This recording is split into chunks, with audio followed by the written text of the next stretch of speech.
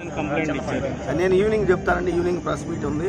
నేను 20వ తారీఖు ఉదయం నేను పల్నాడు ఎక్స్ప్రెస్లో హైదరాబాద్ వెళ్ళడం జరిగింది.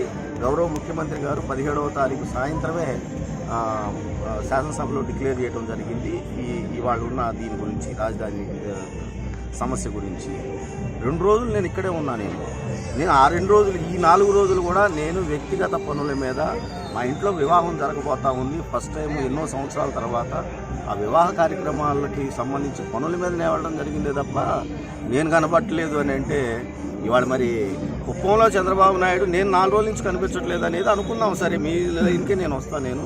మరి చంద్రబాబు నాయుడు గారు గత 30-40 సంవత్సరాలుగా కనిపించట్లేదు, ఆయనకి క్యాంప్ ఆఫీస్ అక్కడ లేదని వాళ్ళు ప్రజలు చెబుతూ ఉన్నారు.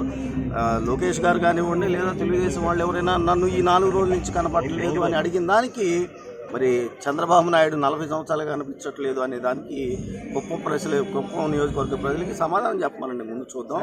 మేము రైతుల పక్షాన పోరాడే పార్టీ వైఎస్ఆర్ కాంగ్రెస్ పార్టీ రైతు పక్షాన నిలబడిందనేది జగమెరిగిన సత్యం. ఈరోజు కూడా రైతు పక్షానే జగన్మోహన్ రెడ్డి గారు, గౌరవ ముఖ్యమంత్రి గారు, వైఎస్ఆర్ కాంగ్రెస్ పార్టీ ఖచ్చితంగా నిలబడి ఉంటుంది అనేది నేను గ్యారంటీగా చెప్పగలుగుతా. సాయంత్రం చెప్తాను.